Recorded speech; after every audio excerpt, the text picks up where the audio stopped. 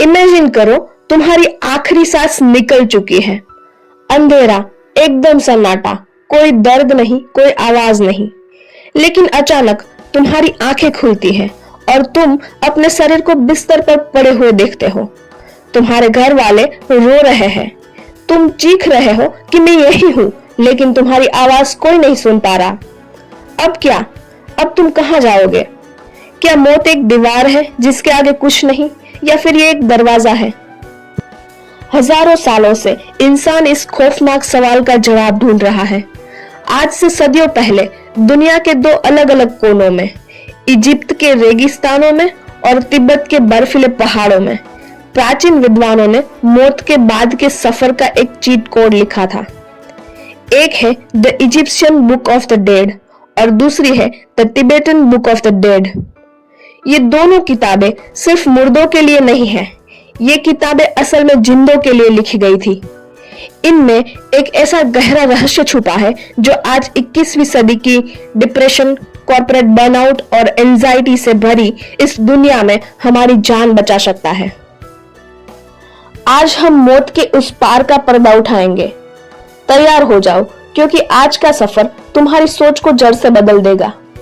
सबसे पहले चलते हैं प्राचीन इजिप्ट की गहराइयों में। इजिप्शियंस मानते थे कि मौत अंत नहीं है, मौत एक बहुत ही खतरनाक और मुश्किल एग्जाम की शुरुआत है, और द बुक ऑफ डेड उस एग्जाम को पास करने की गाइड बुक थी। मरने के बाद आत्मा को दुआत नाम की एक डरावनी दुनिया से गुजरना पड़ता था।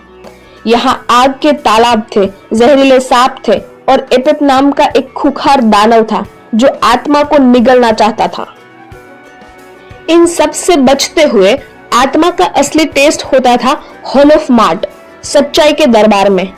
यहाँ भगवान अनुबस एक विशाल तराजू लेकर खड़े होते थे।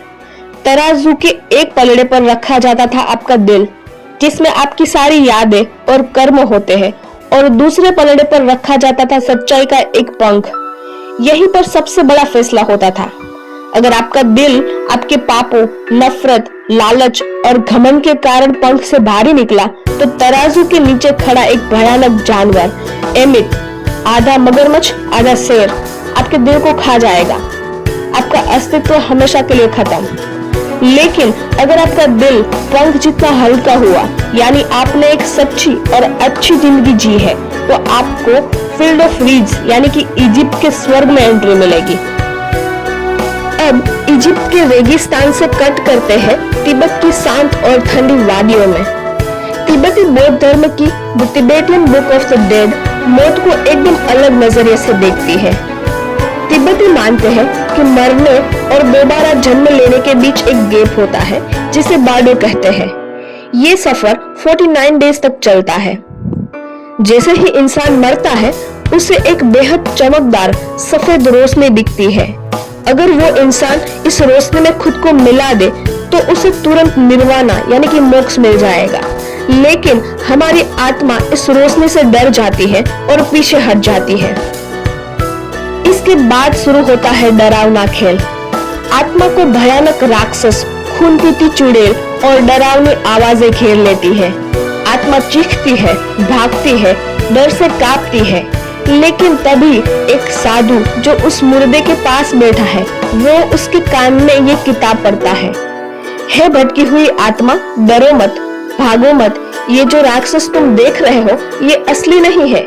ये तुम्हारे ही दिमाग के बनाए हुए इल्यूजन्स है। तुम्हारा गुस्सा, तुम्हारा डर, तुम्हारी इनसिक्योरिटीज ही इन राक्षसों का रूप ले रही है। किताब का सबसे बड़ा रहस्य यही है, अगर तुम पहचान गए कि ये सब सिर्फ तुम्हारे दिमाग का खेल है, तो तुम इसी पर आजाद हो जाओगे।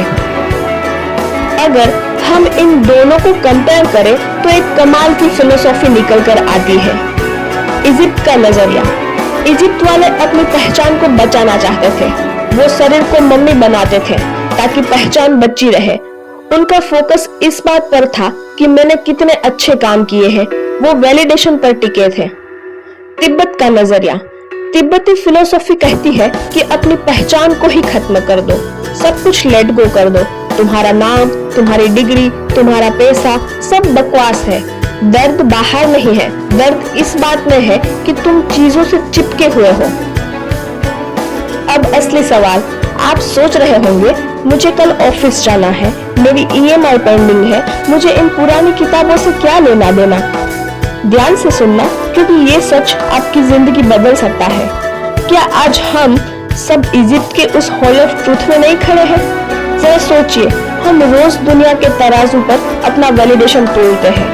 इंस्टाग्राम पर कितने लाइक्स आए, सोसाइटी मेरे बारे में क्या सोचेगी, मेरी सैलरी मेरे दोस्तों से कम क्यों है। इस टॉक्सिक कॉर्पोरेट कल्चर और झूठे दिखावे के चक्कर में हमारा दिल इतना भारी हो चुका है कि हम अंदर ही अंदर घुट रहे हैं।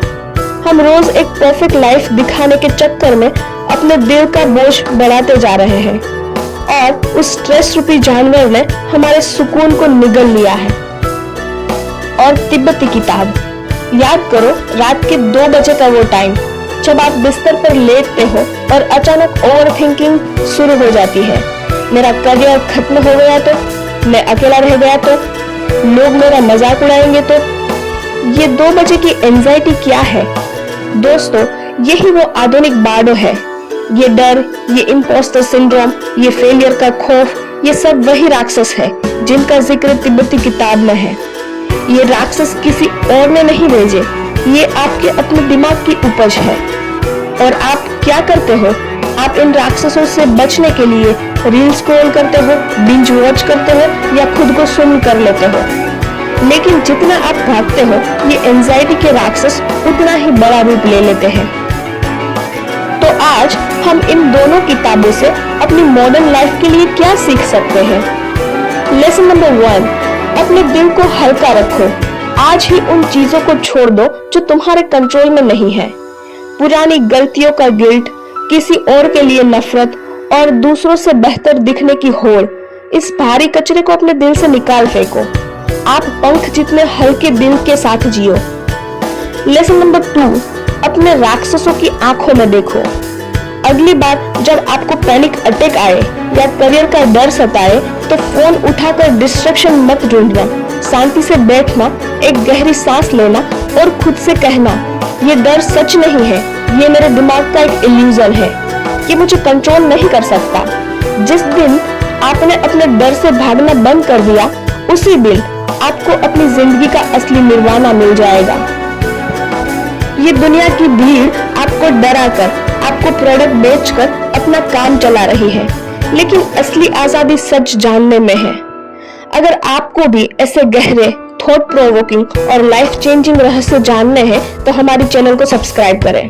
और हाँ, इस वीडियो को उस दोस्त को जरूर भेजना जो आजकल अपने दिमाग के राक्षसों से लड़ रहा है। शायद उसका दिल थोड़ा हल्का हो जाए। मिलते हैं नेक्स्ट वीडियो में। जय हिंद।